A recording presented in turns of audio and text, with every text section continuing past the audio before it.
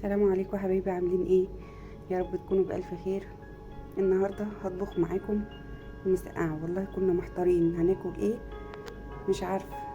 المهم لقيت المكونات ديت عندي فقلت خلاص هعمل المسقعه.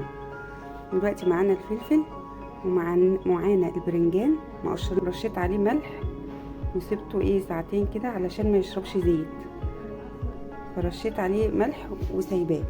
معانا الطماطم دي كنت مفرزاها، كانت في الفريزر طلعتها اهيت، والقشره بتاعتها طبعا بتفصل زي ما انتم شايفين.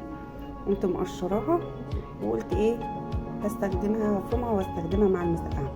ومعانا بصلتين. دلوقتي انا هروح اغسل البرنجان واصفيه من الملح، اغسله من الملح واصفيه وارجع لكم تاني. اهو يا جماعه غسلت البرنجان وصفيته زي ما انتم شايفين اهوت. دلوقتي هبدا اقليه هو والفلفل وبعدين ارجع لكم تاني.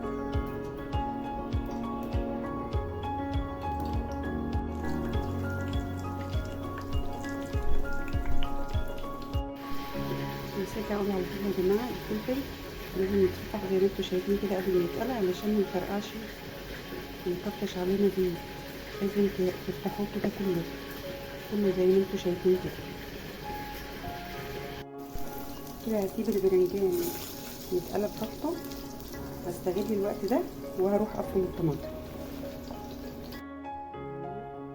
خلصت البرنجان والفلفل وفرمت الطماطم، هروح بقى اسبك الطماطم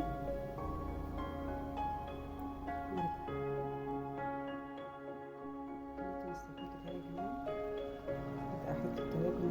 معانا نص معلقه كمون، ربع معلقه فلفل اسمر، معلقه زعتر بيدي طعم حلو قوي يا جماعه، نص معلقه كزبره، ربع معلقه بابريكا، والملح حسب الرغبه. تمام، هبدا احطه بقى واقلب كده. كل حاجه جاهزه اهي يا جماعه. هبدا ارص بقى في القالب.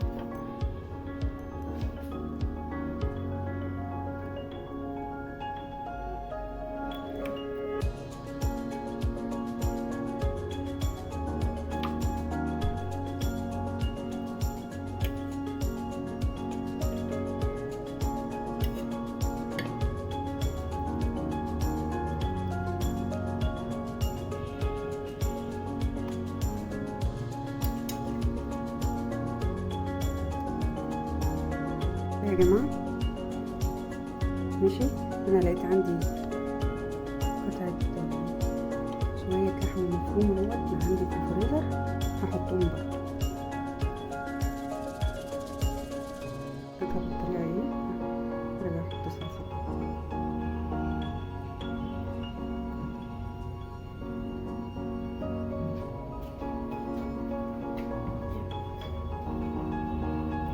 يا جماعه هدخلها بقى الفرن.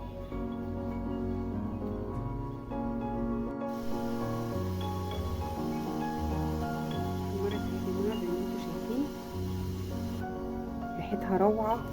انا لقيت عندي بقى جبنه موتزاريلا هستخدمها واحطها عليها وبعدين ادخلها الفرن تسيح. مش عايزه تحطي جبنه يا جماعه ما تحطوش.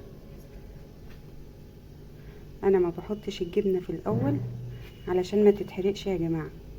الجبنه لما بتتحط في الاول بتتحرق، انما انا بدخل الحاجه تاخد حقها في السويه في الفرن وبعدين احط عليها جبنه ادخلها تسيح وخلاص واطلعها على طول عشان نحس بطعم الجبنه.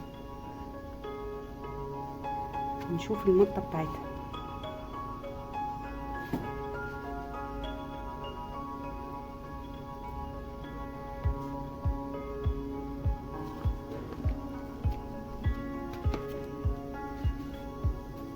اهي يا جماعه هدخلها الفرن تاني الجبنه تسيح.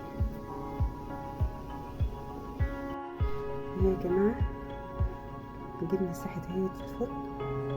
ريحتها روعه يا جماعه، ريحتها روعه. نبدا بقى نطلع منها جزء كده.